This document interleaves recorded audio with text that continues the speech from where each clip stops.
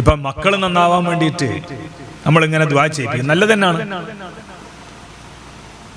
പക്ഷേ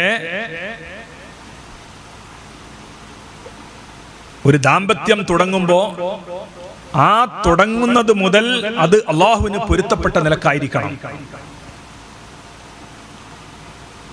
ഇപ്പൊ ഒരു കല്യാണ സദസ്സ് നടക്കുകയാണ്, അള്ളാഹുവിന് പൊരുത്തപ്പെടാത്ത കാര്യങ്ങൾ എന്തൊക്കെ ഉണ്ടോ മിക്കവാറും എല്ലാം അവിടെ നടന്നിരിക്കും. കള്ളുകുടിയടക്കം, പേക്കൂത്തുകളടക്കം. ആ ഒരു ദാമ്പത്യ ജീവിതത്തിന് തുടക്കമാണ്, അസ്ഥിവാരാണ്. ആ അസ്ഥിവാരം തന്നെ തയ്യാറാണ്. എന്നിട്ട് ഇപ്പുറത്ത് പോയിട്ട് തങ്ങന്മാരോടും മുല്യാന്മാരോടും ദുആ ചെയ്യാൻ പറയാം, വലിയ കാര്യമൊന്നും ഉണ്ടാവില്ല. അതാണ് നമ്മൾ മനസ്സിലാക്കേണ്ടത്. അപ്പം ദുആ ചെയ്യുക എന്നുള്ളത് അതിന് നമ്മൾ ചെയ്യേണ്ടതായിട്ടുള്ള പ്രാഥമികമായ കാര്യങ്ങൾ നമ്മൾ ചെയ്തിരിക്കണം.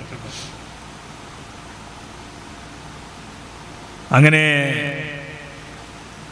നല്ല നിലക്ക് ജീവിക്കുമ്പോൾ, നല്ല നിലക്കുള്ള ദാമ്പത്യ ജീവിതം ഉണ്ടാകുമ്പോഴാണ് നല്ല മക്കൾ ഉണ്ടാകുക.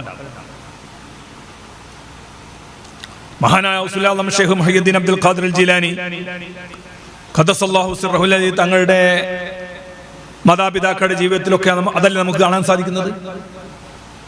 അതാണ് കാണാൻ സാധിക്കുന്നത്.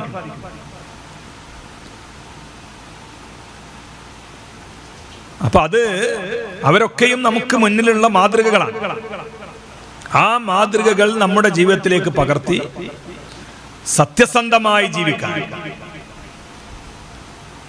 സത്യസന്ധമായി ജീവിക്കുക എന്ന് പറയുമ്പോൾ ഹലാലായത് മാത്രം ഭക്ഷിച്ചുകൊണ്ട് ജീവിക്കാനുള്ള പ്രതിജ്ഞ ജീവിതത്തിലുടനീളം നമുക്കുണ്ടാവണം. ഹറാമിൽ നിന്ന് ഹറാമാണ് ഉത്ഭവിക്കുക. അവിടെ നമ്മൾ പ്രത്യേകിച്ച് ഹലാലിനെ പ്രതീക്ഷിക്കേണ്ടതില്ല. അപ്പം ഹലാലായ ഭക്ഷണം കഴിക്കുക അത് വളരെ പ്രധാനമാണ്. മക്കൾക്ക് ഹലാലായത് മാത്രമേ കൊടുക്കാവൂ, ഭാര്യമാർക്ക് ഹലാലായത് മാത്രമേ കൊടുക്കാവൂ. ഏത് വിധേനയും കാശുണ്ടാക്കുക എന്നുള്ള ഒരു ചിന്തയായിട്ടല്ലേ ആൾക്കാർ നടക്കുന്നത്.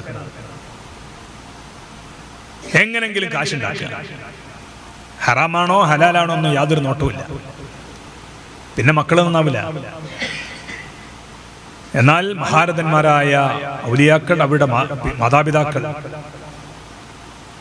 മഹാനായ മർഹൂം കുഞ്ഞിമാഹിൻ മുസ്ലിയാർ ഖദ്ദസല്ലാഹു സിർറഹുൽ അസീസ് അവർ, ഇവരുടെ പിതാവ്, ഇവിടെ മാതാവ് അടക്കമുള്ള ആളുകൾ, അവരൊക്കെ വളരെ സച്ചരിതരായി ജീവിച്ചിട്ടുള്ള ആളുകളാണ്. അതിന്റെ പ്രൊഡക്റ്റാണ്, അതിന്റെ ഫലമാണ് ബഹുമാനപ്പെട്ട സി എം വലിയുല്ലാഹി ഖദ്ദസല്ലാഹു സിർറഹുൽ അസീസ്. എപ്പോഴെങ്കിലും ഉണ്ടാവുന്ന ഒരു ജന്മമാണ്, അനുഗ്രഹീത ജന്മം. ആ അനുഗ്രഹീത ജന്മത്തിന് കാരണക്കാരാവാനുള്ള ഭാഗ്യം ആ മാതാപിതാക്കൾക്ക് ലഭിക്കുക എന്നുള്ളത് അത് അള്ളാഹു നൽകുന്ന പ്രത്യേകമായിട്ടുള്ള തൗഫീഖാണ്. അപ്പോ ആ തൗഫീഖ് കിട്ടിയ ആളുകളെ അനുസ്മരിക്കാൻ നമുക്ക് ഒരു തൗഫീഖ് കിട്ടുന്ന അത് വേറെ തൗഫീഖാണ്.